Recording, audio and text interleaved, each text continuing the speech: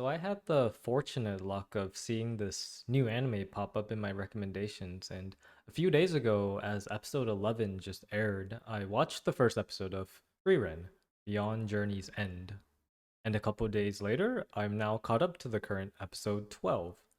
Now, normally I'd usually binge watch seasons in a day, but with Frieren, each episode was so good that I wanted to give myself time between episodes to just reflect on them and also recover some of my tears back.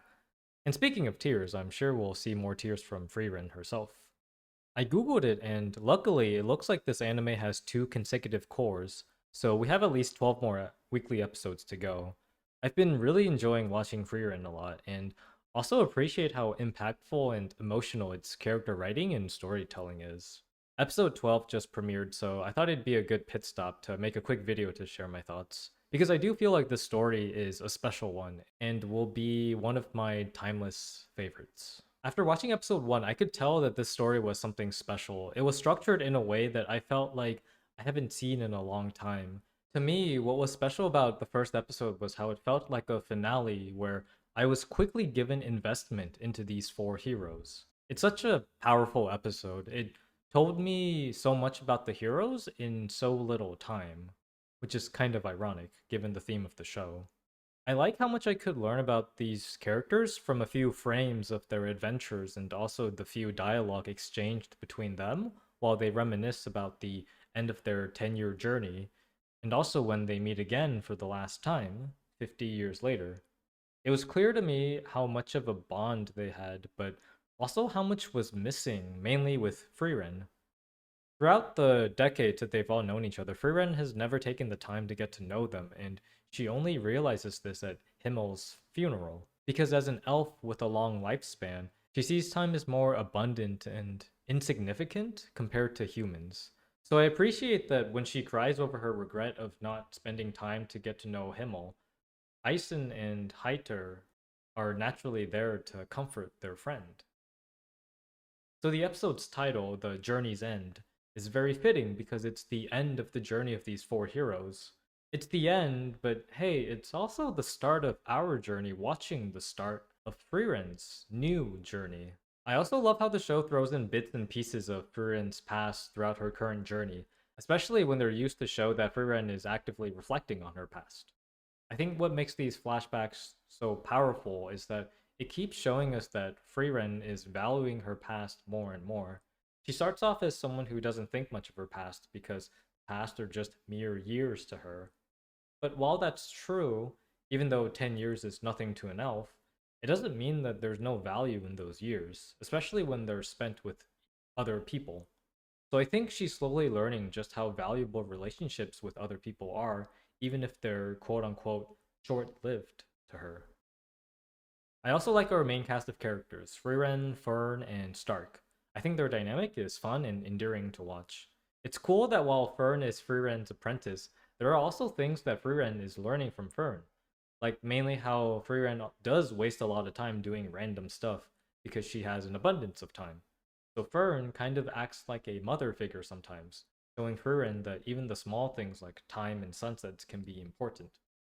Frieren also takes the time to try and figure out present ideas for Fern and Stark, which is consistent with her wanting to learn more about humans as much as possible. And in contrast, it's great seeing how much trust Frieren puts into both Fern and Stark, how confident she is in their abilities. I think Stark has a lot of potential for personal growth too. At first, I was surprised that he was so strong despite being a scaredy cat, but it was beautiful how the story showed us not once, but twice that this is mainly a mental block from Stark. For example, when they fight the dragon, Frieren deliberately lets Stark fight it by himself because she's confident in his abilities, even though he isn't. And then in episode 12, how they revealed Stark's past with his brother solidified how beautiful I found the storytelling to be. Stark himself says he's ashamed he ran in fear away from his village. But what really happened with his brother and him adds a huge layer to his character, so I'm excited to see where the story goes with Stark. And just overall, I feel like there's a ton to look forward to with how the trio's relationships with each other will flesh out. Lastly, I wanted to comment on the production quality of the anime because I can't help but appreciate how much effort was clearly put into the show. The music and OSTs fit the world and set the atmosphere really well. Things sound solemn, hopeful, and nostalgic. The intro is incredibly catchy with a beat that feels suited for this world. It feels like it captures beautifully the transition of Frieren's first journey into her current journey. And the ending OST is one of the most beautiful I've listened to, and I feel that the studio nailed it with how thematic it is to the story.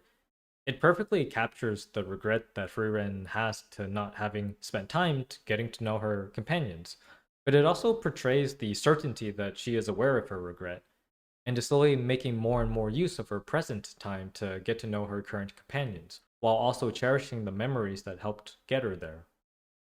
So aside from the music, the animation is also full of life too. Gorgeous background frames and color palettes. The show is great to look at and makes the story that much more engaging. Like, I know episode 12 has a meme with Frieren getting the clothes dissolving potion for Stark, but like, oh my gosh, look how much animation there is in such a simple scene. The voice acting too, especially in the scenes that transition between past and present, adds so much emotional weight. So overall, I'm very, very impressed with the production quality and appreciate how much effort is being put into the story by Madhouse. So yeah, those were my quick thoughts. I'm super happy that there are more weekly episodes through March, so I'm looking forward to Frieren Fridays. I do think that this will be one of my favorite stories and one of those anime that I'll be happy recommending to anyone wanting to watch a beautifully told story. I haven't felt this way about an anime in a long time, so yeah, I just wanted to get these thoughts out in a video. So that's all for now. Thank you for watching, and until next time, see you.